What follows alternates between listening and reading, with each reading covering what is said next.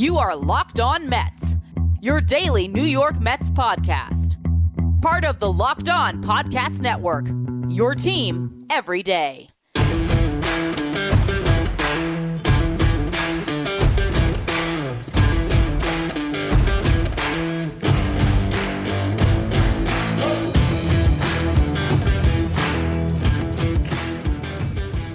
Hello to all you amazing Mets fans. You're listening to Locked On Mets, part of the Locked On Podcast Network, your team every day.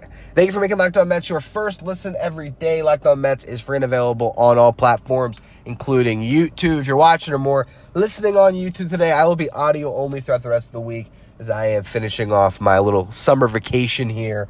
So back to some car recordings. Always feels like vintage Locked On Mets whenever we hop in the car and talk about some Mets baseball. So I appreciate all of you for tuning in. We're going to talk today about the second half in store here. First segment, of course, we'll be doing some David Wright talk as the Mets are about to celebrate number 5 this weekend. Also, there's been some rumblings that Francisco Lindor is about to be named captain, so I'll be talking about that a little bit. Second segment, Mets set their rotation going into the second half, so I'm going to break that down. What does that mean for the Mets for the next couple of weeks? We'll also just go over some storylines to follow as the Mets have 65 games left to play. Then in the final segment, I will give you your Mets vs. Reds series preview. Before we get to any of that, though, I'm your host, Ryan Finkelstein. I've been covering the New York Mets on this show since the 2019 season. It's the only podcast that covers the Mets 7 days a week throughout the regular season. Even if I'm on vacation, no matter what, always want a Locked On Mets episode in there for you guys.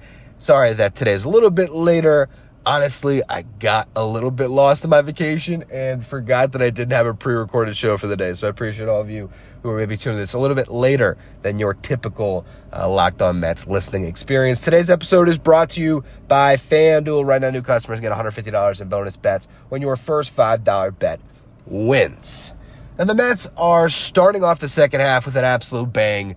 They are honoring one of the greatest players in franchise history. In my opinion, the greatest position player in franchise history, as they will retire number 5 on Saturday. He will join Keith Hernandez, Mike Piazza, and Darryl Strawberry as the other position players who have seen their jersey numbers retired. Piazza, obviously the first, going up after Tom Seaver, as the Mets' old standards were, you have to be in the Hall of Fame with a Mets cap or you're not getting your jersey retired. Obviously, we've seen Steve Cohen correct that a little bit since he's taken ownership, getting a lot of other numbers retired. Piazza, I mean, if you want to talk about the most productive, whatever it was, 7-8 years in a Mets uniform for a position player, Hall of Fame talent, you absolutely could. Keith Hernandez, of course, a big, big part of that 1986 World Series champion Mets team, the leader of that team, along with Gary Carter, who does not have his jersey retired, but obviously another Hall of Fame talent that wore a Mets jersey. And then Strawberry, of course, got his jersey number retired. I think it was last year, if I'm not mistaken. And we all know what Straw meant to the franchise. Probably the best pure position player talent the Mets have ever drafted and developed. And we know how the career ended, but still a huge part of this franchise, which then brings us here to David Wright. And David Wright meant everything to me as a kid. I'll be turning 30 in September, so I'm right in that age demographic that, had the David Wright posters on my wall and wore number 5 on my travel baseball team for Wright. And we'll do some more of the retrospective stuff after watching number 5 officially get retired on Saturday. But it really is just an awesome way to get back into baseball, is to have this weekend celebrating such an incredible player, but also person. I mean, David Wright is, a steward of the Mets, and he's a guy that's still involved in the franchise just as an ambassador of the brand. And it's going to be really, really awesome to see what the Mets do this weekend. That's probably the only downside to my vacation, is not being able to consume David Wright weekend fully is the way that I would want to. But obviously, I can go back home and catch up on The Right Way, the documentary, all that stuff. I'm sure some of you have already enjoyed it. But one of the things that did happen over the last couple of days is there was a video that went up on MLB.com, and some really keen observers on social media pointed it out and put it out there. And it was sort of a passing of the torch video. It was talking about the captains. It was showing highlights of the captains in Mets franchise history. And it goes from some highlights of course, Keith Hernandez, Gary Carter, and then you get into John Franco, and then it goes to David Wright, and then that video happens to transition to Francisco Lindor. And it makes you wonder if this weekend, part of the ceremony and the festivities is David Wright might be the one who officially sort of mints Francisco Lindor as captain, passes that torch ceremonially, potentially at the end of the ceremony. We don't know how the Mets are going to do it. We don't know if it's part of that video or when or if or how it's going to happen. But if it does happen, while I know there's going to be some that say, come on, David Wright, it should be all about him. This should not be about Francisco Lindor. But to me, I think this is a fitting tribute to David Wright. David Wright has talked about his captainship of the Mets and how it's not something that you can bestow on yourself. It's something that your teammates have to bestow on you. After David Wright signed that contract extension, what was it, after the 2012 season, if memory serves?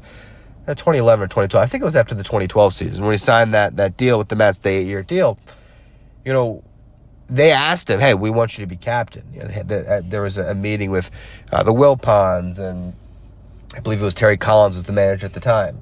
And David Wright said, I'd love to be the captain, but it can't come from you guys. I need to hear from my teammates. And of course, his teammates were very much on board David Wright being the captain because he already was. And I think that's what really separates a guy that gets that honor formally, is that they've already earned it. They've already become the captain. They're already looked at that way. And there's no doubt that Francisco Lindor has been the captain of the New York Mets over the last couple of years. There's just no doubt about it. I mean, that was cemented last season with the magical run the Mets went on in 2024. Lindor was the NL MVP runner-up.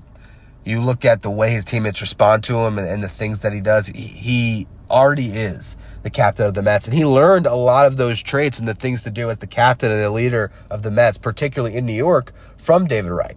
When Francisco Lindor got traded to the Mets and finally gets to New York for his first season in 2021 after signing that huge contract, a $341 million deal.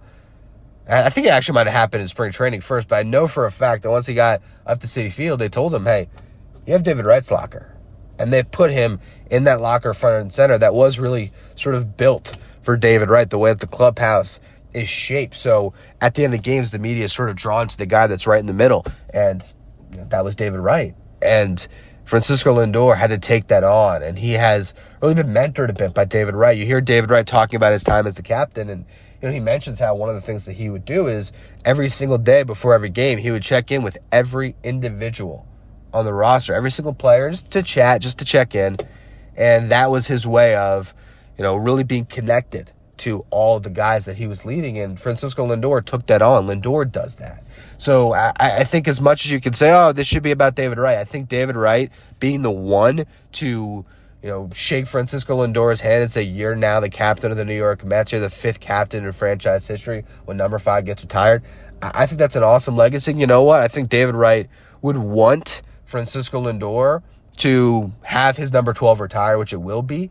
But when it does, to be known as the greatest Met in franchise history. And obviously, a little bit after Lindor, very well could be a Juan Soto 22 at some point hanging up in the rafters at Citi Field. And, Lindor and Soto are going to play together for a long time, but there's every chance that Soto will supersede anything and everything that came before him in a Mets uniform, and that's awesome.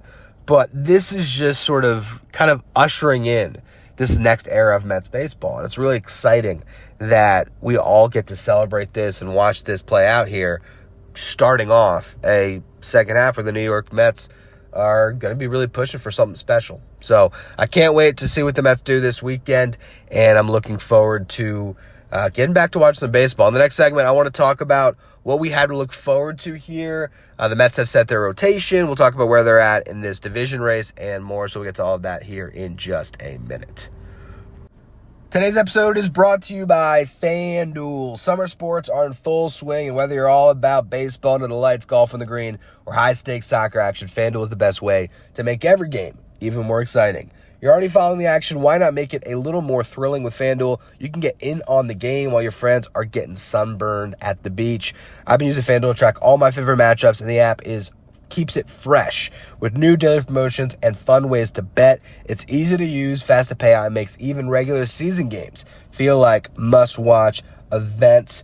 Whether I'm placing a same-game parlay or watching a bet right into the ninth inning, FanDuel makes it feel like I'm part of the action. And right now, also, don't forget, you can look at the futures, and Juan Soto's plus 1,700 to win the NL MVP. We'll talk about that in a minute here, but that is a bet that I think I might take. If you're new to FanDuel, new customers can bet just $5 and get $150 in bonus bets if your first bet wins. Open the FanDuel app today or visit FanDuel.com/lockedon to get started.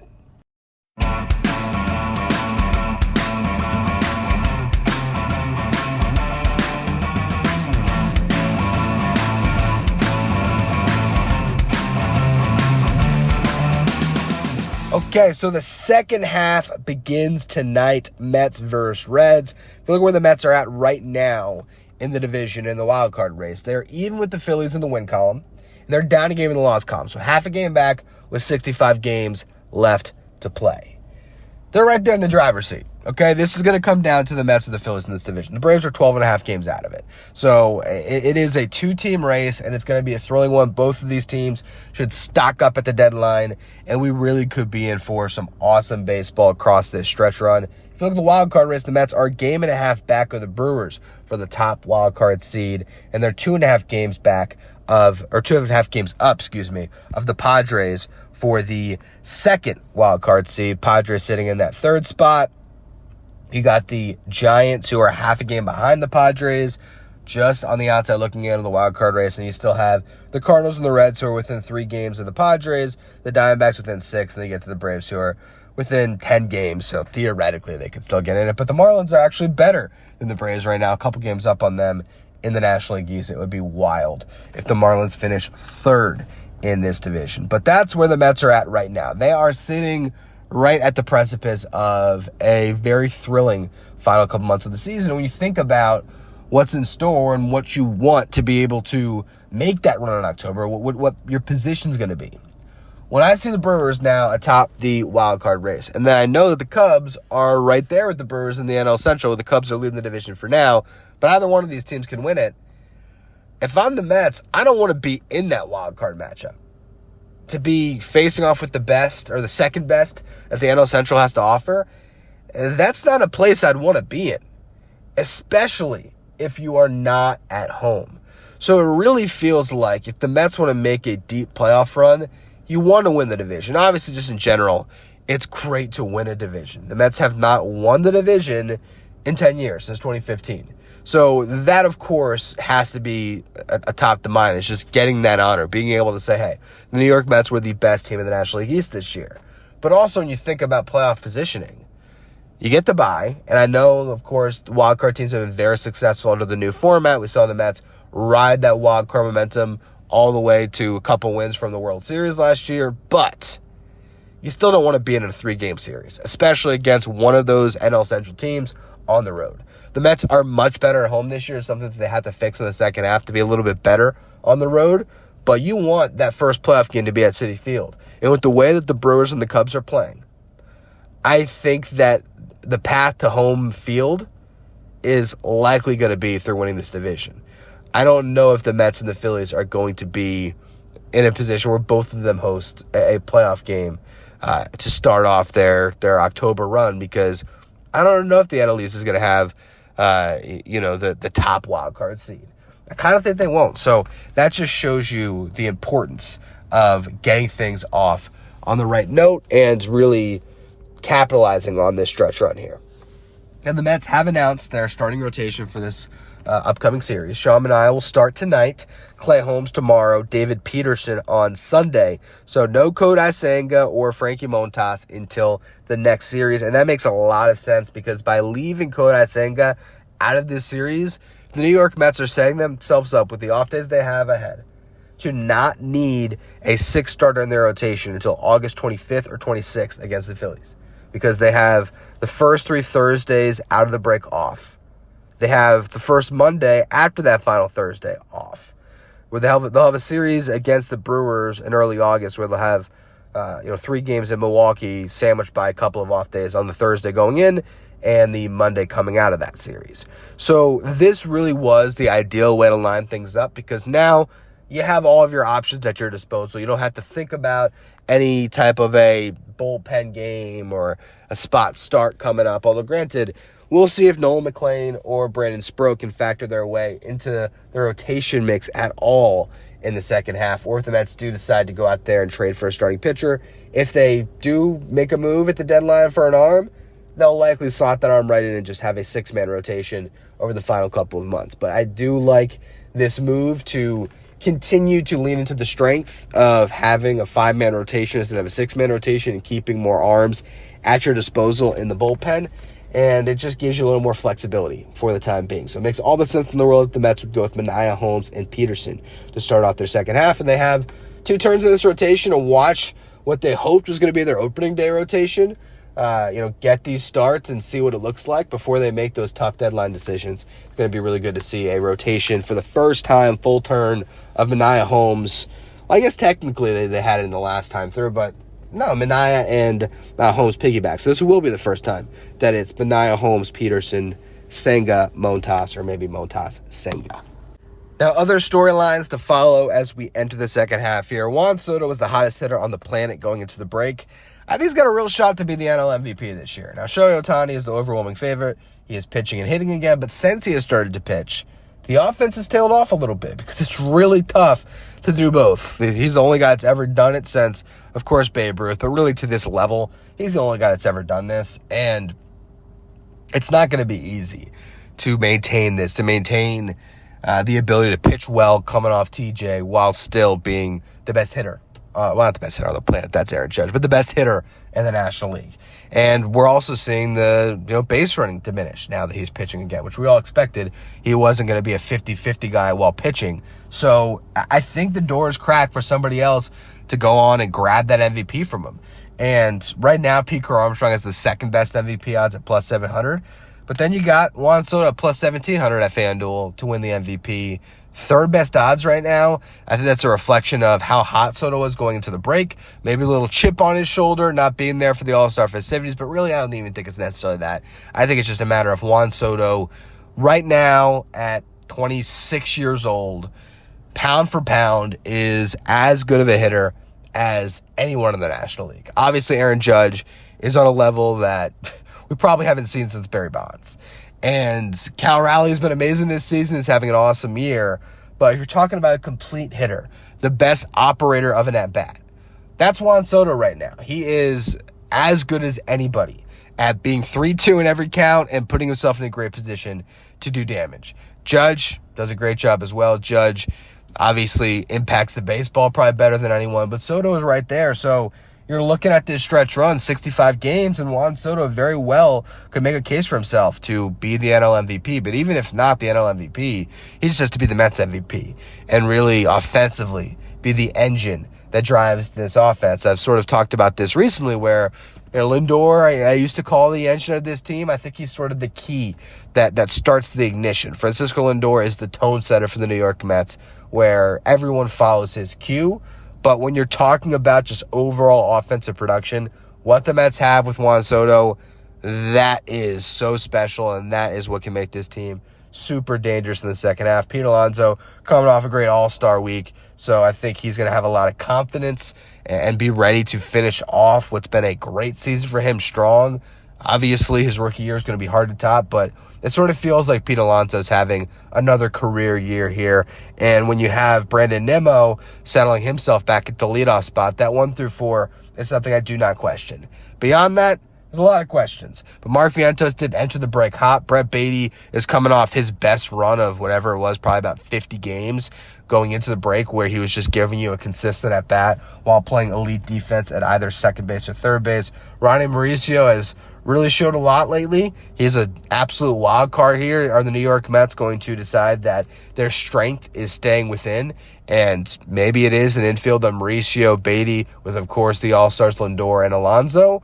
Or if they got to make a move. And obviously, I've been talking about that a lot here. If you've been listening to the show with all the pre-recorded deadline stuff we've been doing across this past week. Another thing they got to decide, which was, of course, a big part of that conversation when it came to the deadline, is where will Jeff McNeil be expected to start come October? Is he going to be their center fielder on a playoff team, or is he going to be back at second base and they'll have made a move to get a better center fielder? A lot of decisions have to be made here over the next 2 weeks, and getting to watch the Mets play some baseball games is going to be great. But there is still, of course, that deadline that looms in the background, and we'll see what the Mets do with it. But what I want to talk about in the final segment is what is in store this weekend on the field. Mets versus Reds. We'll get into your series preview here in just a minute.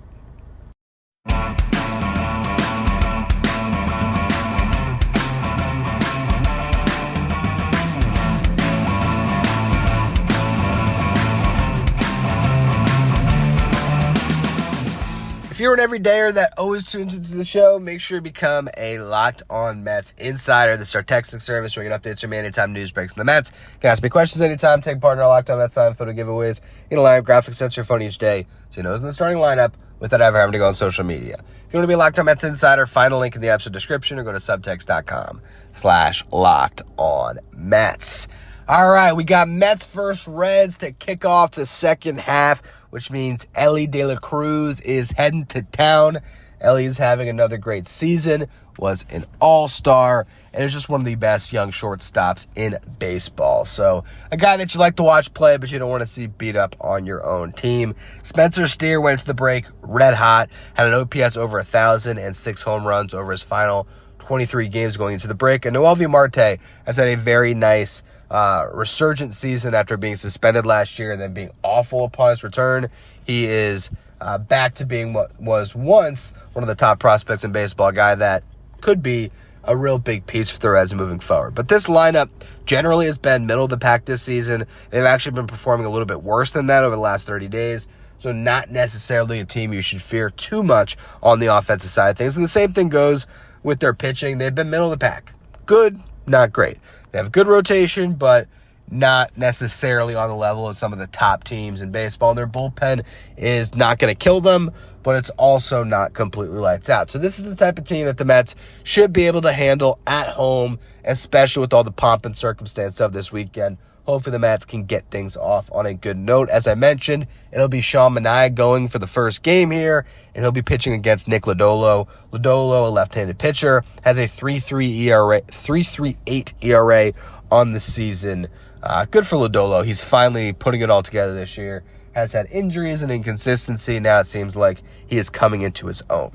Game 2 will be Nick Martinez versus Clay Holmes. Martinez has a 4.85 ERA on the season and an ERA over 7 over his last, I believe, 7 starts. So definitely a guy that was struggling going into the break, but also somebody that absolutely could be traded at the deadline. I believe I think he took the qualifying offer. So costs a little bit, but I think there's teams that would take a veteran starting pitcher like Nick Martinez. And if he wants to move and go to a more clear-cut contender, he's got a couple more starts to prove why teams should trade for him. So that's your matchup for the David Wright jersey retirement game on Saturday. And then on Sunday, a battle of a couple of left-handed all-stars. Andrew Abbott for the Reds versus David Peterson. Abbott, 8-1 this year with a 2.07 ERA. He has been lights out.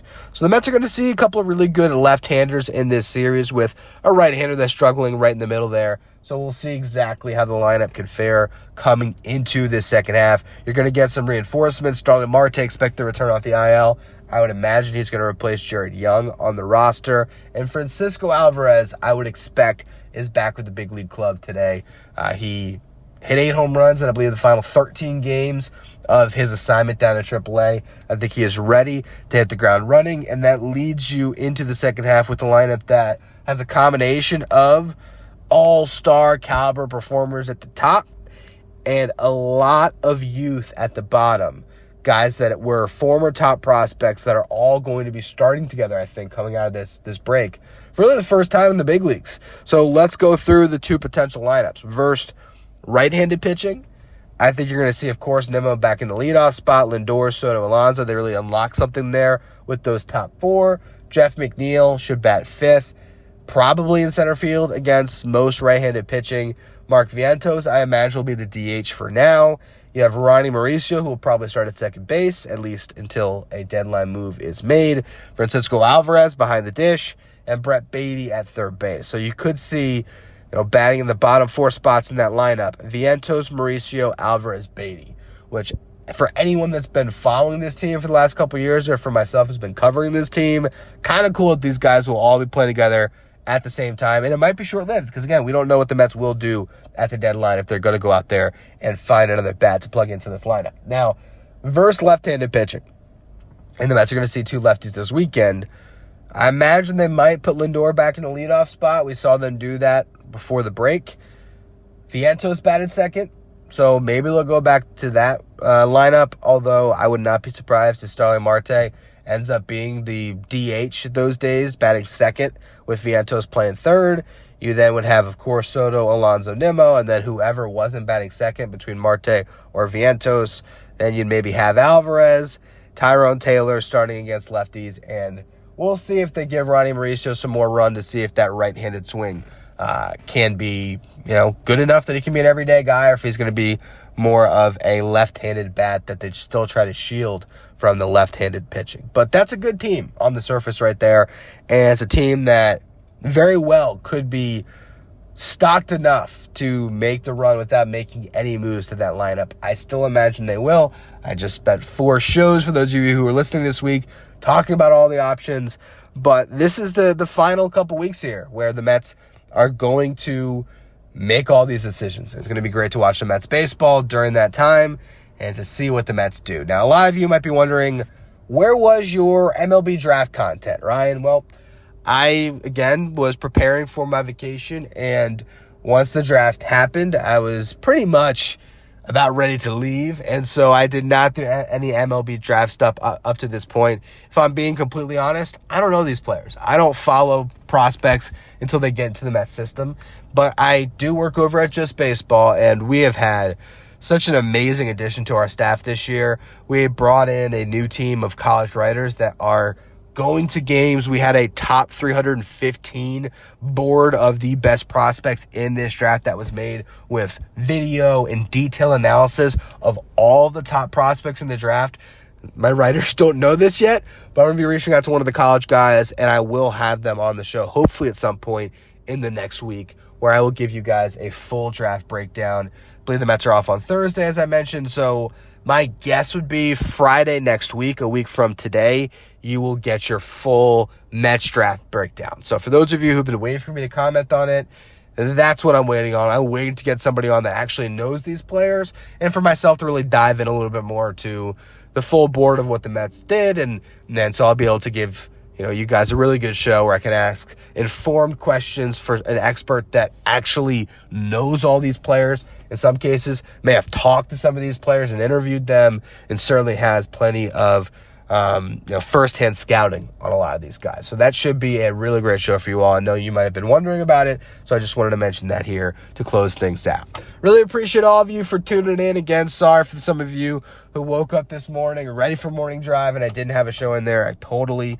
let it slip my mind. I thought I still had one more show in the bank. I don't know why, but I'm excited to watch Mets baseball return later tonight. Thank you all for tuning in. Make sure you follow, rate, and review wherever you get your podcast. If you are watching on YouTube today, hit that subscribe button. If you want to be a Locked On Mets insider, find the link in the episode description. Go to subtext.com/LockedOnMets.